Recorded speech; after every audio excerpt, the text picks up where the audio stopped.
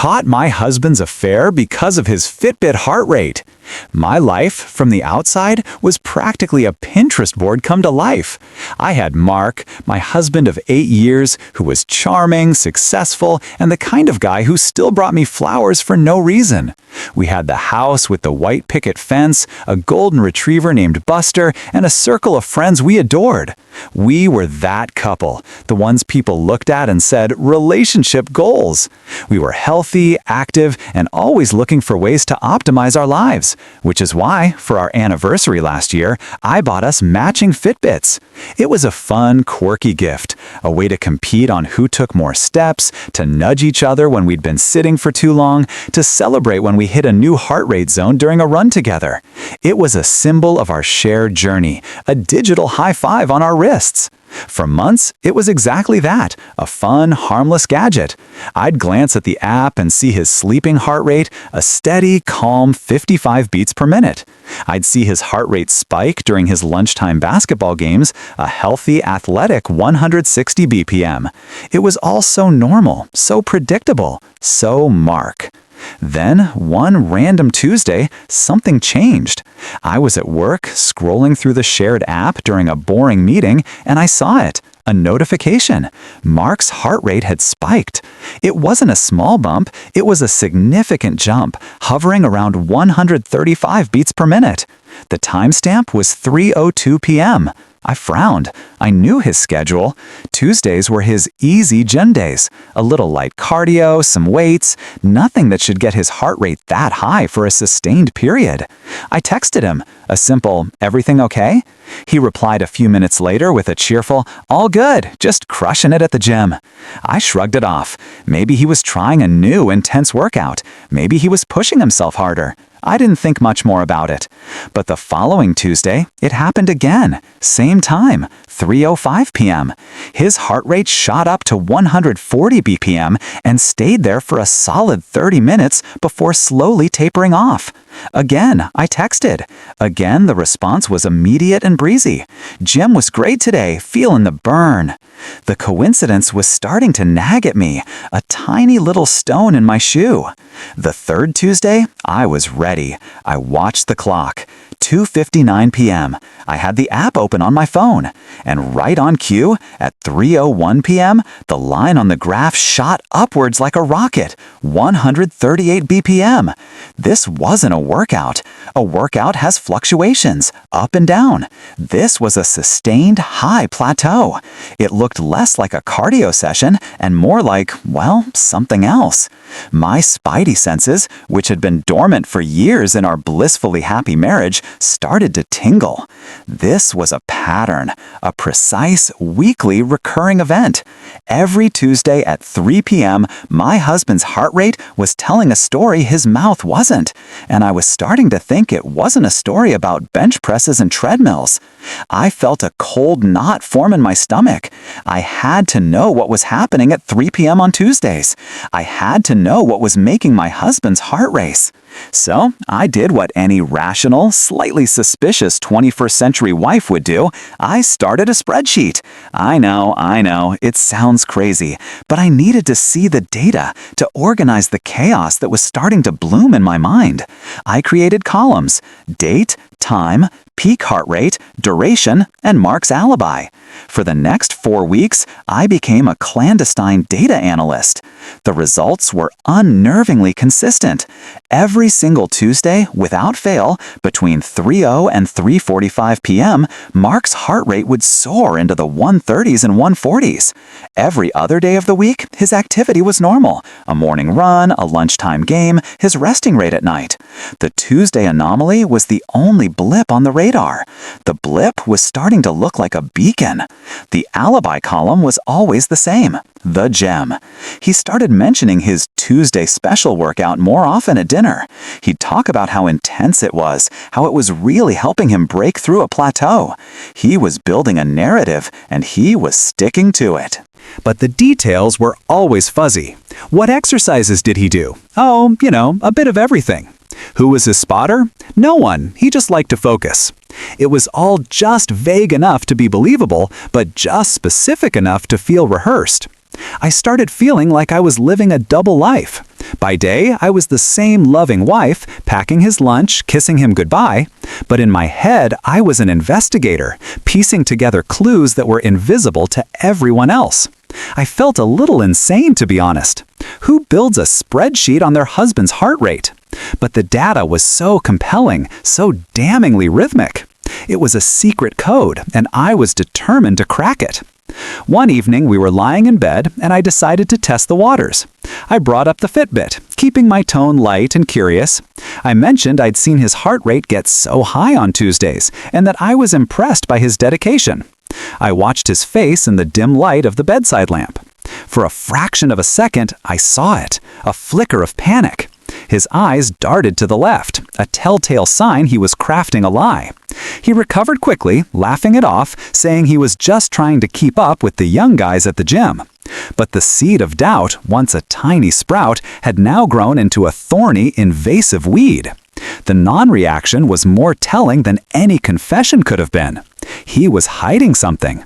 The Fitbit, our symbol of health and togetherness, had become a witness to a secret, and I was the only one who could hear its testimony.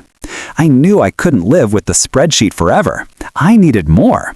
I needed to see what was happening for myself. The gym, of course, it was the gym. It was the perfect excuse, the most cliché alibi in the book of infidelity, which somehow made it even more infuriating. It was so obvious it was almost invisible. I started paying closer attention to his gym routine. On Tuesdays, he'd leave work early, around 2:30 p.m. He'd come home already wearing his gym clothes, a move he claimed was to save time. He'd grab his pre-packed duffel bag, give me a quick peck on the cheek, and say, off to burn some calories. The whole performance was starting to feel like a bad play. I started examining the evidence he left behind, his gym bag. Some Tuesdays, it would come back smelling of sweat and deodorant, exactly as you'd expect, but other times it would be almost pristine. The clothes inside smelled fresh, barely worn. And one time, I noticed a faint floral scent clinging to the fabric. It wasn't my perfume. It was a scent I couldn't quite place, but it was undeniably feminine. My stomach churned. Around this time, another element entered the picture, making the whole situation 1,000 times more complicated. My younger sister, Chloe. She and I had always been close, or so I thought.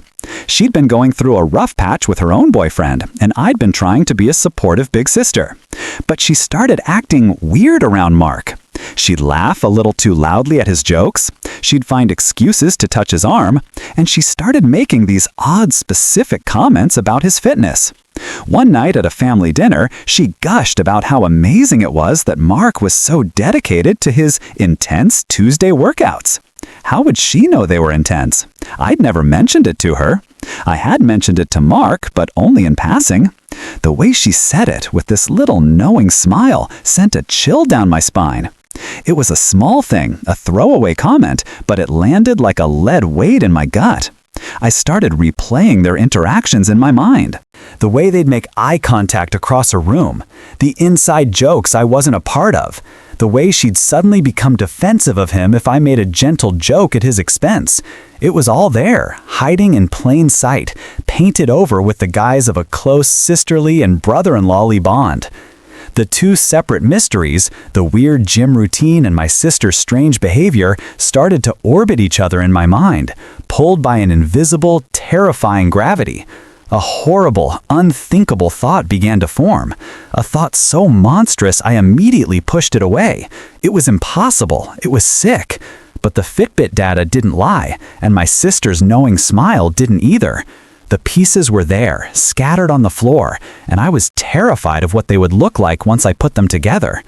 You know that feeling when you're on a roller coaster, right at the top of the biggest hill, and you have that moment of weightless suspension just before the plunge? That's how I felt for the next week, a sick, suspended dread. The thought that Mark might be cheating was bad enough, but the thought that it could be with my own sister, Chloe, was a level of betrayal I couldn't even process. It was a plot twist from a daytime talk show, not my life. I tried to tell myself I was being paranoid. I was connecting dots that weren't there. But the evidence kept piling up. The final nail in the coffin of my denial came during a phone call with Chloe. She was complaining about her job again, and in an effort to change the subject, I asked her what she was doing for lunch. She said she was trying a new smoothie place that had just opened up. She raved about it, saying it was so healthy and convenient, located right near that cute little boutique hotel downtown. The one, she specified, that had the amazing spa. My blood ran cold. I knew that hotel. It was nowhere near Mark's gym. In fact, it was less than 2 blocks from Chloe's office. And I knew for a fact that Mark's gym was in the complete opposite direction, in a suburban strip mall. Why would she mention a hotel near her office while talking about her lunch? And why would she mention the spa? It was a non sequitur, a random piece of information tossed into the conversation. But it wasn't random. It was a slip. After I hung up the phone, my hands were shaking. I walked over to my laptop, my heart pounding in my own ears. I logged into our shared cell phone account, something I hadn't done in years. I pulled up Mark's location history. I navigated to the last 4 Tuesdays. And there it was. At 2:45 p.m. each Tuesday, his phone's location pinged a cell tower right near Chloe's office. Then, for the next hour, the data would go fuzzy, showing him moving around in a small, concentrated area before pinging again on his route home. He wasn't at the gym. He had never been at the gym. He was at her office, or near it, near the hotel with the amazing spa. The Fitbit data, the clean gym bag, the faint perfume, Chloe's knowing comments, and now this, the location history. It was an avalanche of truth, and I was buried at the bottom of it. The spreadsheet on my computer suddenly seemed less like the work of a crazy person and more like the work of a detective who had just solved her own murder. I had all the proof I needed, on paper, but it wasn't enough. I needed to see it with my own eyes. I needed to be there, at the scene of the crime. A plan, cold and clear, began to form in my mind. Next Tuesday, I wouldn't be at work. I wouldn't be at home. I would be downtown. And I would finally find out what my husband's heart rate was really doing at 3 p.m. The plan was simple, but executing it felt like the hardest thing I'd ever done. The following Tuesday, the air in our house was thick with a tension only I could feel. I went through the motions of my morning routine as if I were an actress in a play. I made Mark his coffee, packed his lunch, and kissed him goodbye at the door, all while a storm raged inside me. He left for work, and I took a deep breath. I called my office and told them I had a personal emergency and would be working from home for the rest of the day. Then I got ready. I didn't wear my usual work attire. I put on dark jeans, a simple black top, and a pair of sunglasses. I wanted to be invisible. At 2:15 p.m., I got in my car and drove downtown, my hands gripping the steering wheel so tightly my knuckles were white. I parked on a side street a block away from the boutique hotel Chloe had mentioned. I found a small coffee shop with a window that faced the street, ordered a black coffee I had no intention of drinking, and took a seat in the corner. I was a spy in my own life's tragedy. I watched the clock on my phone. 2:40 p.m., 2:45 p.m., and then I saw it. Mark's familiar black SUV turned the corner. My heart leaped into my throat. He didn't pull into the gym's parking lot, of course. He drove past the coffee shop and turned into the hotel's underground garage. He wasn't even trying to be discreet. He was just parking. A few minutes later, my phone buzzed with a notification from the Fitbit app. It was the weekly alert I had come to dread. Mark's heart rate was climbing. 95 BPM, 110 BPM, 125 BPM. He was here. He was at the hotel, and his heart was already starting to race. I waited, my coffee growing cold, my eyes fixed on the hotel's main entrance. Who was he meeting? Was it Chloe? A part of me was still praying it was someone, anyone but her. A business meeting? A secret gambling addiction? Anything but this. At 2:58 p.m., I saw another car pull up, a small red convertible. My sister's car. My world tilted on its axis. She got out, looking beautiful and confident, wearing a stylish dress and carrying a large tote bag. She didn't look around nervously. She walked straight to the hotel's front door as if she owned the place and disappeared inside. My phone buzzed again. A new notification. Heart rate 138 BPM. Activity in progress. The data was no longer just data. It was a live feed of their betrayal. There was no more doubt, no more room for denial or paranoia. This was happening. My husband and my sister were together in that hotel, and I was sitting alone in a coffee shop, watching it all unfold. I felt a strange sense of calm wash over me, the kind of calm that comes right before a storm. I knew what I had to do. I stood up, left a few dollars on the table, and walked out of the coffee shop, crossing the street towards the grand, gleaming entrance of the hotel. Walking into that hotel lobby felt like walking onto a movie set, except I was the star of a horror film, and the script was being written in real time. The air was cool and smelled of expensive lilies and polished marble. Soft music played. Guests in crisp business suits and elegant dresses milled about, completely oblivious to the personal apocalypse I was experiencing. I felt like an imposter, my casual clothes a stark contrast to the lobby's opulence. My first instinct was to scream, to cause a scene, to demand to know what room they were in. But a colder, more calculated part of my brain took over, the part that had been building spreadsheets and tracking location data. That part of me knew that a quiet, surgical strike would be far more devastating.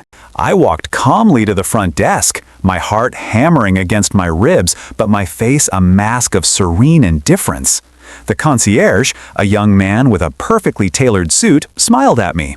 I smiled back, a tight, brittle smile. I asked if my sister, Chloe, had checked in yet. I used her full name, my voice steady. He typed on his keyboard for a moment, then looked up at me with an apologetic smile. He was sorry, but there was no one registered under that name. Of course there wasn't. They were being careful. I didn't miss a beat. I then asked if my husband, Mark, had checked in. Maybe the reservation was under his name. The concierge typed again, his expression unchanged. Again, he apologized. No one by that name was registered at the hotel. I felt a flicker of frustration. They were here. I had seen them come in, but I was hitting a wall. Then I remembered Chloe's phone call. The spa. She had raved about the spa. It was a long shot, but it was the only shot I had. I leaned in slightly, lowering my voice as if sharing a secret. I told the concierge that I was supposed to be meeting my sister for a surprise spa day, a gift for her birthday. I mentioned she loved the hotel's signature rejuvenation package. I was improvising, pulling details out of thin air, weaving a believable lie. The concierge's face lit up with recognition. The rejuvenation package, of course. He said it was their most popular treatment. He checked the spa's appointment book, and there it was, a booking for 2 people under the name Smith, a common, generic name, a Burmer name for their illicit afternoon. He told me the spa was just down the hall to the right. He offered to have a hostess escort me. I thanked him, my voice barely a whisper, and told him I could find my own way. I walked down the plushly carpeted hallway, my footsteps silent. I could hear the faint sound of relaxing music and trickling water. As I neared the entrance to the spa area, a set of double doors swung open. And there they were. They weren't coming out of a treatment room.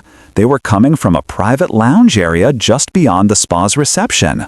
Mark was still in his gym clothes, a sheen of sweat on his brow. Chloe was wrapped in a plush white hotel robe, her hair slightly damp. They were laughing. He had his arm around her waist, and she was leaning into him, looking up at him with an expression of pure, unadulterated adoration. They looked happy, relaxed, in their own little world. And then they saw me.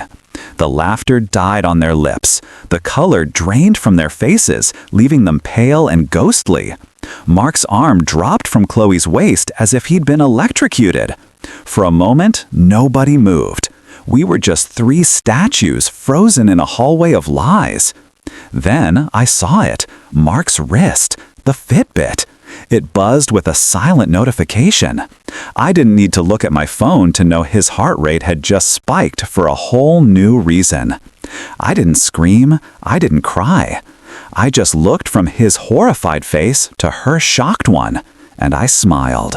A cold, terrible, knowing smile. And then I turned and walked away, leaving them frozen in their shame. They say revenge is a dish best served cold. I think they're right. As I walked out of that hotel, I didn't feel the hot rush of anger or the crushing weight of sorrow. I felt an icy, crystalline clarity. The storm had passed, and all that was left was the clean, sharp wreckage.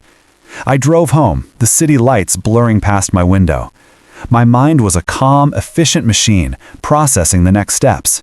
When I walked through the front door of our house, the home I had thought was so perfect, it felt like a stranger's house. Every piece of furniture, every family photo on the wall felt like a prop from a play that had just ended. I went straight to our bedroom. I pulled out a set of large black garbage bags from the kitchen. I methodically went through his closet, his drawers, the bathroom.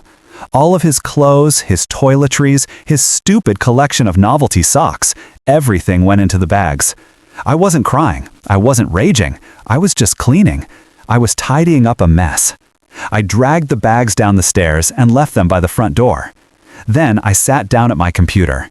I opened a new email. I attached everything. The screenshots of the Fitbit data with its damning Tuesday spikes.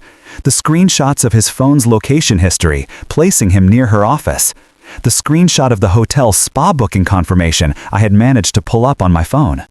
I titled the email, "The Truth," and in the recipient field, I typed in the names. Mark, Chloe, my parents, her husband. And then, with a deep, steadying breath, I hit send. The fallout was immediate and absolute. My phone started exploding with calls and texts. Mark's name, Chloe's name, mom, dad. I didn't answer a single one. I didn't read a single text. I just held down the power button on my phone and turned it off. I didn't need to hear their excuses, their apologies, their pleas. The data was all the explanation I needed. The next few days were a blur of quiet solitude. I changed the locks, I took a few days off work, I sat in my clean, silent house and just breathed.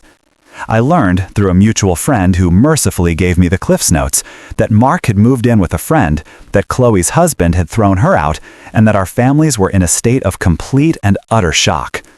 The betrayal was so absolute, so cinematic, that it had shattered our entire social ecosystem. One evening, a week later, I felt a strange pull. I turned my phone back on. After it finished buzzing with 100 missed notifications, I opened the Fitbit app one last time. I had forgotten to remove him from my account. There he was. His heart rate was still elevated. It had been for days, hovering around a stressed-out 100 BPM, even at rest. He was panicking. He was living in the world of consequences he had created. And as I looked at that frantic little line on the screen, I felt something I hadn't expected to feel. Peace. The little gadget on my wrist had exposed the lie. It had torn down my life, yes, but in doing so, it had set me free. I selected his profile, hit the 3 little dots in the corner, and chose Remove Member. And just like that, he was gone. The data was deleted, the story was over, and I was finally, truly alone. And it was a relief. Thank you for listening to my story. If you liked my story, please subscribe to my channel.